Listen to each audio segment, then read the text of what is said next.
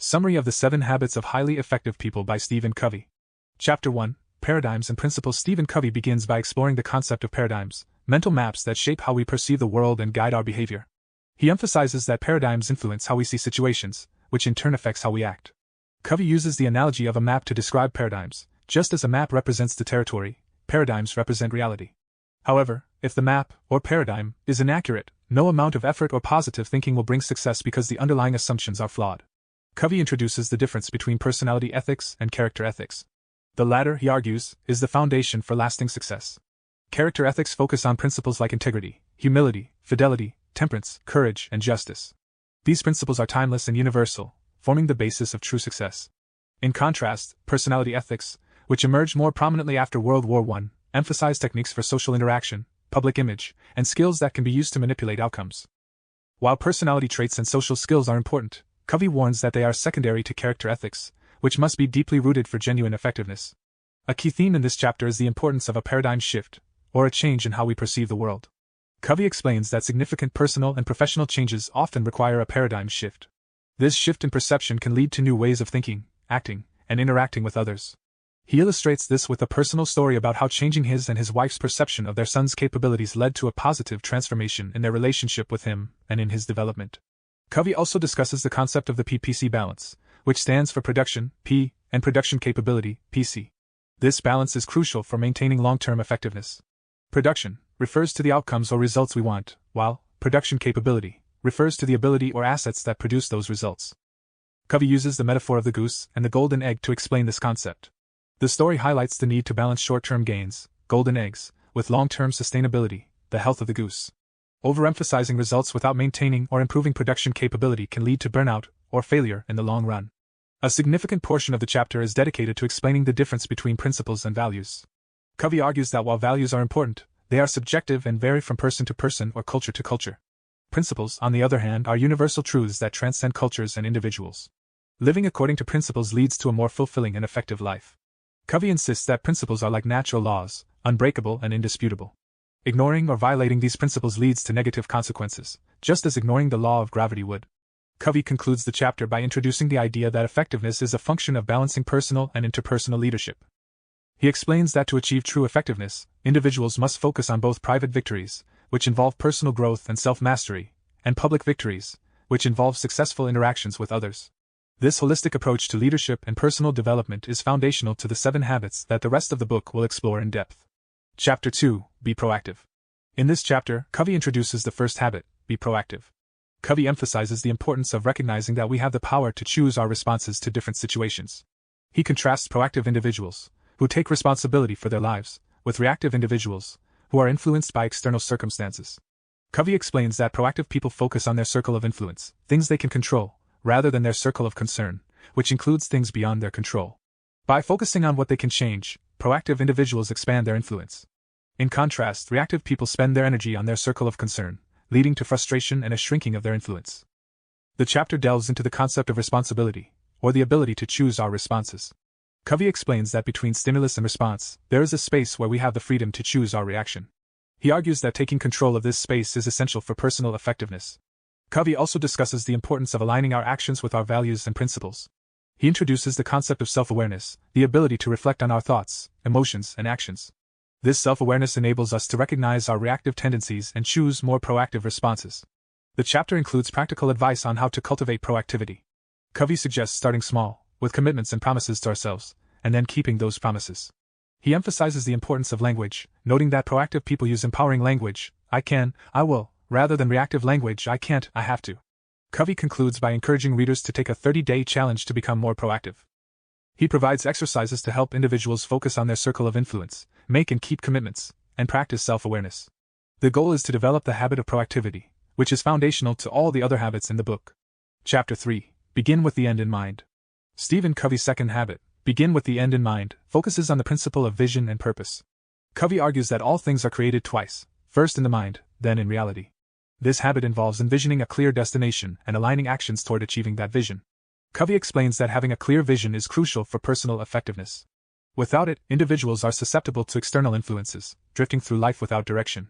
To counter this, Covey recommends creating a personal mission statement, a written affirmation that outlines your values, goals, and the kind of person you want to become. This statement serves as a guide for making decisions and staying true to one's principles. A key aspect of this habit is identifying and understanding your center. Covey describes different centers people might gravitate toward, such as spouse-centered, family-centered, money-centered, work-centered, or self-centered. He warns against these because they can lead to instability and a lack of true fulfillment. Instead, Covey advocates for being principle-centered, where decisions are based on timeless and universal principles that provide consistency and resilience. The chapter also emphasizes the importance of roles and goals. Covey encourages readers to identify the various roles they play in life, like parent, employee, friend, and set goals for each role that align with their overall mission. This process ensures that individuals are not just productive but also aligned with their deeper purpose. Covey provides practical steps for writing a personal mission statement, suggesting that it should reflect both vision, what you want to achieve, and character, the kind of person you want to be. He also discusses the role of visualization in achieving goals, urging readers to mentally rehearse their ideal outcomes. The chapter concludes with a discussion on leadership and management.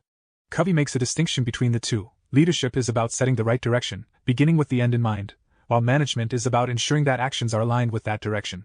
Both are necessary, but leadership must come first. Without a clear vision, management efforts can be misguided. Chapter 4. Put first things first. In Chapter 4, Covey introduces the third habit, put first things first, which is about time management and prioritization. This habit builds on the previous habit of begin with the end in mind by focusing on executing your vision and goals through effective daily actions.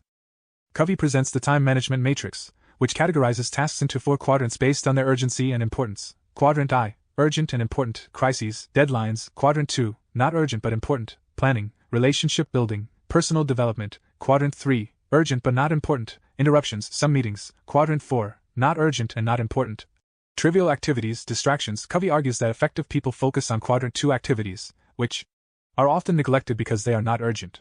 These activities, however, are crucial for long-term success and fulfillment. By prioritizing Quadrant 2, individuals can prevent crises, reduce stress, and achieve their most important goals.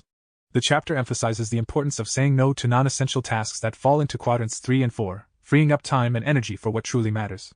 Covey advises readers to identify their roles and set weekly goals for each role, ensuring that their actions are aligned with their mission statement. Covey also introduces the concept of integrity in the moment of choice, which involves making decisions based on your principles and long-term goals rather than immediate desires or pressures. This requires self-discipline and the ability to delay gratification. Delegation is another key theme in this chapter. Covey explains the difference between go for delegation, where you tell someone what to do and how to do it, and stewardship delegation, where you delegate results, allowing the person to figure out how to achieve them. The latter is more effective as it empowers others and builds their capacity. The chapter concludes with practical tips on organizing your life around Quadrant 2, including using a planner or calendar to schedule important activities, setting aside regular time for planning, and reviewing your roles and goals weekly. Covey stresses that living in Quadrant 2 requires a shift in mindset from managing time to managing oneself. Chapter 5, Think Win-Win. The fourth habit, Think Win-Win, centers on cultivating a mindset of mutual benefit in interactions and relationships. Covey introduces win-win as a paradigm that sees life as a cooperative arena, not a competitive one. In this mindset, all parties seek agreements and solutions that are mutually beneficial, creating a foundation for trust and long-term relationships. Covey contrasts the win-win paradigm with other paradigms such as win-lose, lose-win, and lose-lose. Win-lose is driven by competition, where one person's success comes at the expense of another. Lose-win is a mindset of submission, where one sacrifices their own needs to avoid conflict. Lose-lose occurs when both parties are determined to win at all costs, leading to mutual destruction. Covey argues that while win-win is not always possible, it should be the goal in most situations. This approach fosters cooperation, builds trust, and ensures that relationships remain positive and productive over time. To achieve win-win, Covey outlines 5 dimensions. 1. Character. Win-win begins with a foundation of character, particularly the 3 traits of integrity, maturity, and an abundance mentality, the belief that there is enough for everyone. 2. Relationships. Trust is essential for win-win. Covey discusses the emotional bank account, a metaphor for the level of trust in a relationship. Deposits, acts of kindness, honesty, keeping promises, build trust, while withdrawals, unkindness, dishonesty, breaking promises, erode it. 3. Agreements. Covey advocates for making clear, mutually beneficial agreements. He suggests setting clear expectations for desired results, guidelines, resources, accountability, and consequences. 4. Supportive systems. For win-win to thrive, it must be supported by systems and structures that reinforce cooperative behavior rather than competition. This applies to families, organizations, and communities. 5.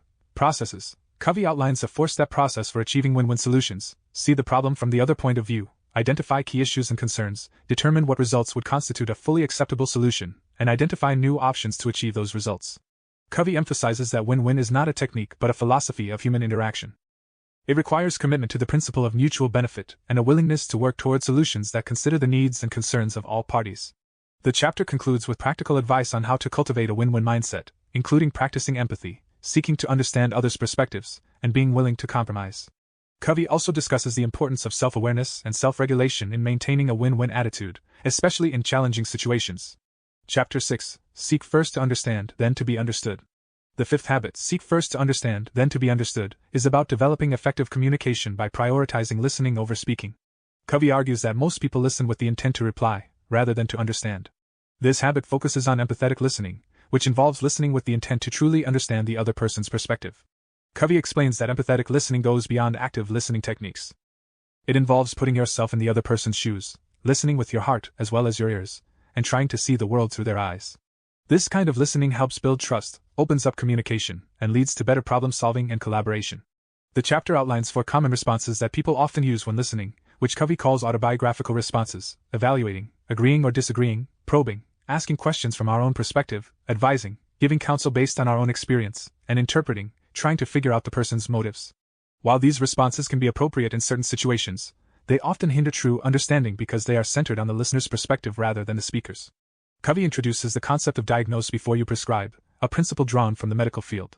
Just as a doctor must understand a patient's condition before offering treatment, we must fully understand another person's perspective before offering advice or solutions. This approach ensures that our responses are relevant and effective. To practice empathetic listening, Covey suggests focusing on the content, intent, and feelings behind the words. This means paying attention not only to what is being said but also to how it is being said and the emotions underlying the words. By doing so, we can better understand the speaker's true concerns and needs. Once understanding has been achieved, the next step is to be understood. Covey explains that being understood is also crucial for effective communication, but it must come after understanding the other person. When it is our turn to speak, we should do so clearly and confidently, using I statements and expressing our thoughts and feelings in a way that is respectful and considerate of the other person's perspective. Covey concludes the chapter by discussing the role of trust in communication. Empathetic listening helps build trust, which is essential for meaningful and productive interactions. When people feel heard and understood, they are more likely to open up, collaborate, and work together toward common goals. The chapter ends with practical exercises to help readers develop their empathetic listening skills, such as practicing reflective listening, observing conversations, and focusing on understanding before responding. Chapter 7. Synergize. In Chapter 7, Covey introduces the sixth habit, synergize, which is about creative cooperation and the power of teamwork. Synergy, according to Covey, occurs when the whole is greater than the sum of its parts. This habit encourages individuals to leverage differences and work together to achieve outcomes that would be impossible alone. Covey explains that synergy is the essence of principle-centered leadership. It is the result of valuing differences, building on the strengths of others, and compensating for each other's weaknesses. Synergy is about finding a third alternative, a solution that is better than what either party originally proposed. The chapter discusses the importance of communication in creating synergy. Covey emphasizes that effective communication requires openness, trust, and a willingness to explore new ideas. He contrasts defensive communication, which is based on a win-lose mentality, with synergistic communication, which seeks win-win solutions. Covey also highlights the importance of valuing differences. He argues that differences in perspectives, backgrounds, and skills are not only natural but also beneficial. By embracing these differences, teams can generate creative solutions that are superior to individual efforts. The chapter provides examples of synergy in action, such as in nature, where different elements work together to create ecosystems, and in organizations, where diverse teams collaborate to innovate and solve complex problems. Covey also discusses the role of leadership in fostering a culture of synergy, where people feel safe to express their ideas, take risks, and experiment with new approaches.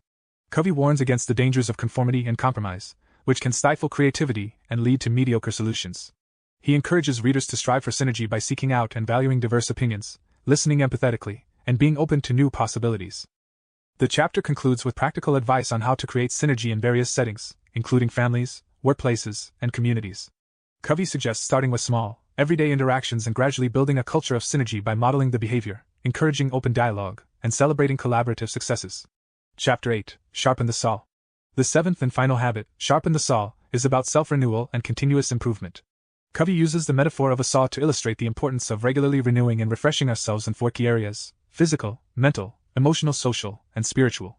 1. Physical. This area involves caring for our body through exercise, nutrition, and rest. Covey emphasizes that physical well-being is foundational for overall effectiveness. Regular exercise not only improves health but also enhances energy, resilience, and mental clarity. 2. Mental renewal involves continuous learning, reading, writing, and problem solving. Covey stresses the importance of keeping the mind sharp through education, critical thinking, and expanding knowledge. He advocates for developing a habit of lifelong learning and intellectual curiosity. 3. Emotional and social renewal focuses on relationships, empathy, and emotional intelligence.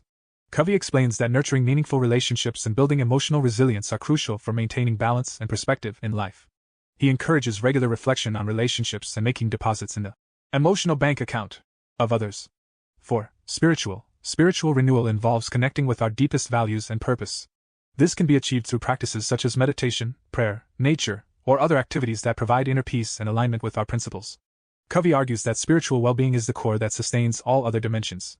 Covey emphasizes that the seventh habit is a process of continuous improvement, not a one-time event.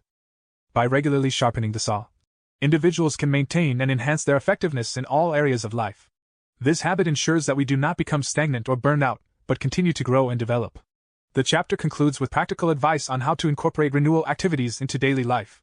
Covey suggests starting with small, consistent practices in each area and gradually building up to more significant habits. He also highlights the importance of balance, ensuring that all 4 dimensions are attended to regularly. Covey ends the book by reiterating that the 7 habits are interrelated and reinforce each other. Together, they provide a holistic framework for personal and professional effectiveness, enabling individuals to achieve long-term success and fulfillment. Thank you for joining our quest for infinite growth. If you enjoyed this, please like and follow Infinite Self-Improvement on all social media and podcasts. We'll see you soon, but until then, remember that your potential is infinite.